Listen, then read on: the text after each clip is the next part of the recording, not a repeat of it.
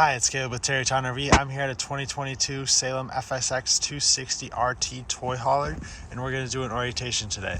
We'll start up here in the front with your power tongue jack. So this top switch here is going to do a little light so you can see a little bit better if you're backing up in the dark. And then you have this switch to go up and down so you can raise and lower the front to hook and unhook from your vehicle. Behind that, you have your two 20-pound propane tanks. You have a regulator in the middle, right down here. Whichever way this little notch is pointed is the tank you're using. So right now it's pointing towards this tank. Once this tank goes empty, switch it over so it's pointing towards this side. You'll also notice that is green right now. That means there's gas pressure in the system. When that turns red, that means there's no pressure in the system, which usually means your tanks are empty, and that'll be your signal to switch that over. You do have your battery right back here and your battery disconnect there as well. So if you turn this to the off position, you'll be able to pull that key out, and that's going to shut 12 volt off to the unit. If you want your battery to charge though, when you're hooked up to your vehicle or to shore power, make sure that is in the on position. And also if you're going kind of off grid, you obviously want to make sure that that's on because you'll be running off your battery. You have one of your 4 stabilizer jacks here. There's one on all 4 corners. Those are for stabilization only, not for leveling. So when you level your trailer out, you'll raise the front with the tongue jack to level it out front to back, and to level it out side to side, you'll put boards or blocks underneath your tires, and then you'll run your stabilizers down to the ground, put a little bit of pressure on them, and that's going to keep the trailer from moving around while you're using it. You can also use a 3/4 inch socket on a drill if you want to run that a little bit faster. It's just a little bit more convenient there. Otherwise, there's a crank for that. You have your 30 amp power cord here, 10-foot sewer hose, 25-foot freshwater hose, and a 30 amp to 110 adapter. These are all part of your starter kit right here, as well as the battery and the filled propane tank. We'll work our way back here. You have your sewer drains. So on the left, you have a black handle. On the right, gray handle. Black is for your black tank, gray is for your gray tank. So they make that nice and straightforward for you. Black is for the toilet, gray is dirty sink and shower water. When you go to drain these, you'll want to do it in a specific order. You'll hook your hose up, then you'll pull your black tank handle, let that drain out. Once that's empty, pull your gray, and the gray dirty sink and shower water is going to help rinse out the end of the drain here, and also rinse out your sewer hose. Once that's done draining, close your gray, leave your black open. You'll come up here, you have a black tank flush, hook a hose up to it, run water through it for 5 or 10 minutes, and that's going to spray directly into your black tank to help rinse it out, get rid of any waste that's left in there. It also helps to clean off the sensors a little bit so you can get more accurate readings on the tank on the monitor panel. Once you're done with that, turn your water off there, close your slide valve, put your sewer cap on, and you're all set to go. You'll notice there's also a label here for low point drains. That's those 2 lines that are hanging down right there. It's the lowest point of water in the water system. Open those up, it drains the water out of your water lines, and then those are used for winterizing, so you'll put the caps back on and run antifreeze through the system. You also have an outdoor shower right here. That's going to be hot and cold water with a shower head sprayer. It's nice and conveniently located by your sewer drains, so if you want to rinse off your hands or rinse out your hose a little bit after, you can use that as long as there's water in your freshwater tank. And then you have a furnace exhaust here. This is going to blow hot air when you're using it, so you want to be sure you don't block it, touch it, put anything in front of it that could burn or melt. You have all your inputs for water here. So on the left is your city water connection. If you're hooked up to water full time, or you want to run some water at your house or something, hook your hose up to there, turn it on. That's your water pressure. I do recommend you use a water pressure regulator with that. A lot of times city water is a little bit too high pressure for an RV since it's designed more for houses. So if you use a water pressure regulator, that's going to lower that into a more reasonable range for the RV. And then if you're rustic camping, you'll fill your freshwater tank here. Fill that up, it's just a gravity feed. Your hose just slides in there, turn it on, and it'll fill your tank. Once your tank is filled, you'll turn your water pump on, and that is going to be what creates your water pressure for you. You do also have another sprayer here. This is just a quick connection there, and then you'll have just cold water there. Next to that is your water heater. This is gas only. Right down in the bottom is your drain. This anode rod here is going to slide in there. You'll tighten that down with a 1 1/16 inch socket. Over time, that anode rod is going to corrode, which is completely normal.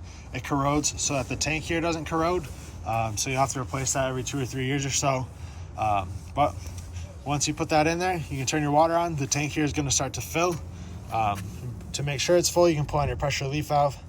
And when water comes out of there, that tells you that there's water in the tank. And then you're good to turn it on gas. Just make sure your propane is turned on It's all electronic ignite, so you don't have to light a pilot light or anything.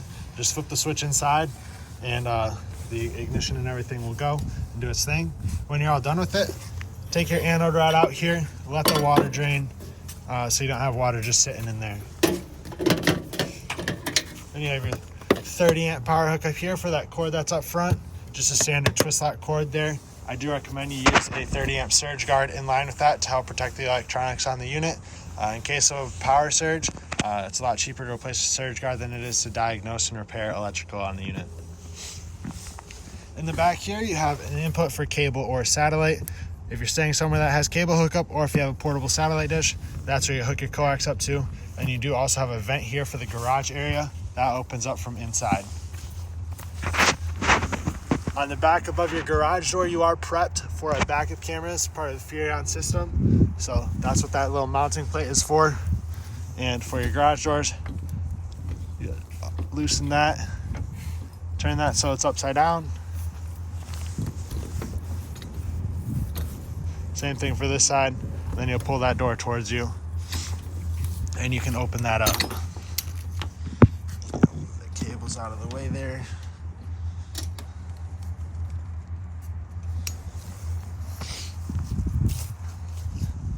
So you do just want to be sure or be aware of where your cables are located, because they do tend to get stuck behind the locks there. But you can see that sets up for your party deck there. Otherwise, you can remove these pins on both sides. That's going to release the cable so you can use it as a ramp. When you put the door back up, once again, be aware of where your cables are at. Make sure that they're out of the way. And you'll do that on both sides. That's out of the way there as well. Then you push that shut the rest of the way and turn your lock. Clamp that down. Same thing here. And clamp that side down. And you do have locks for both handles there. You have two speakers out here, which are controlled from the radio inside. And then you have coax output for a TV.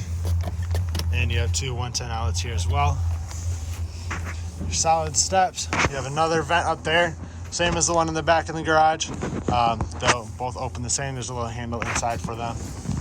Your spare tire is located right up front here, and you do have a little sprayer for that port on the other side by your freshwater connection, and a plug for a portable solar panel right here. So if you have a portable panel, you can hook that up there and that'll trickle charge your battery. We'll head inside here though, and right inside the door are going to be some main controls. So you have two light switches here. This one is going to do your awning lights outside. This one does the light right up above. All your other lights have push buttons in the center, so you can turn individual ones on and off as needed where you are in the unit.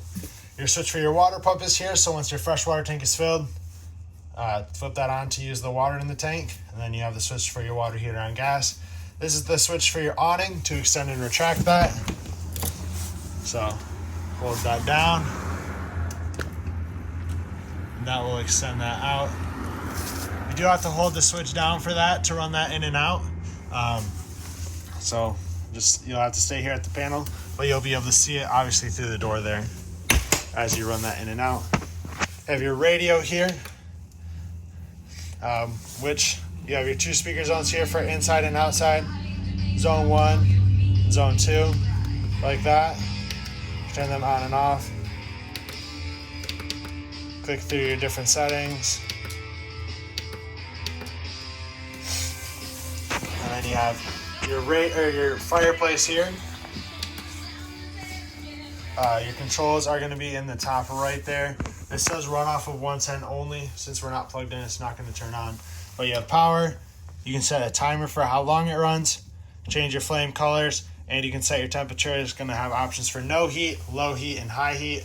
All the heat comes out of the center here, and the glass won't heat up when the heat is on. It just comes out that vent. You do also have a remote for that there. You also have a location for a TV right up top here. There's a backer built into this wall, and then you'll have your connections on the ceiling. This one right here with the green light is your antenna booster. As long as that green light is on, you'll be able to get local channels wherever you're at. If you are hooked up to cable or satellite, push the little button next to it, turn that light off, and you'll get cable and satellite channels. We'll work our way through the unit here though. So you have your garage area with the table and chairs, freestanding table there, and the couches here will fold up against the wall. It's just a jackknife basically. These rear cushions, they're just velcroed on there. So you take them, move them out of the way, and that table is going to swing up and it will hook. You'll use this to hook that in place and hold that there. And there's one on either side. You do also have USB chargers and 110 outlets in both corners. There's a little bottle opener up there as well, and screen cover for the back here, so you can have the gate down and still have the back kind of enclosed. Get a lot of airflow that way if you need it. In the kitchen here, we have your keys on your sink. The purple keys will do your entry door. These gray keys will do your will do the locks on the back gate, and the silver key will do your compartment doors. Down below is your breaker box and fuse panel. Everything is labeled for you to make that nice and straightforward. And then you have your carbon monoxide detector there. As long as that green light is on, that means it's working. It does draw continuously off your battery since it's a safety item. Then you have your 3-burner stove and convection microwave oven. For the stove, you'll fold this cover up into the back. Just gonna set there, and then to light it, turn that to high. And you'll use matches or a lighter to light that. And then for the microwave oven, convection oven, you do need 110 power for that to work, but you'll set either a time for the microwave, or you'll see below it there's little temperatures, so you can set a temperature to use the oven portion. You do also have a light and fan for above the stove top. Then we have your refrigerator here. This is a electric refrigerator only, run off of 12 volt. You'll see in the back you have your temperature control for the freezer. And up at the top here, you have your control for the refrigerator. If you hold down the set button for 10 seconds, that is going to shut the fridge off. So that's how you can turn that on and off if you're not using it for a period of time. Otherwise, you can also hit that set button. If you just click it through there, that's going to click through your temperature settings. Your thermostat is right on the wall here. This bottom button is going to go through your different modes. So click that. It's going to go to fan on low, high, AC on low, high, and then on auto. Then heat, then off. For the AC and for the fan, that's going to come through your ceiling. You do need 110 power for that to work. For the furnace, that's going to come through any black vents. You'll see it along the floor like that. That will turn on off of 12 volt, so that'll run off of your battery. The fan will kick on, and then just make sure your propane is turned on so that it can ignite. We'll head into the bathroom now. So you have your shower here. These glass doors have a magnet strip that goes down the center of them to help them seal, and then you have a travel lock here to hold those doors together so they don't slide around going down the road. Your lights in here are push button. There's one above the toilet and one above the sink. You do also have a vent with a fan up top, so crank that open to the right, push your fan on there, crank it to the left to close it. Then you have the toilet with the foot pedal flush. Halfway down brings water into the bowl, all the way down will flush that into the tank. And then up front in the bedroom here, you have USB and 110 outlets on both sides. Once again, you'll see that sticker there. You're prepped for solar. It does not actually have solar panels on it. If we lift up on the bed, you have these storage baskets here, and it also connects to the pass-through storage. And then you have an exit window here. In case of emergency, if you have to use this, you'll take the red tab, pull on that, that's going to take the screen out, and then you can take your handle here and throw the window open. Otherwise, you can also prop that open for regular ventilation. Just be sure when you close it that seat's underneath the lip there. Otherwise, if it's just sitting like this, that can pop out when you hit a bump going down the road, and then your window will be moving up against the side of the unit there, and it could damage that. That should be everything inside of here though. If you have any questions, please feel free to reach out. We'd love to get them answered for you. And thank you for choosing Terrytown RV.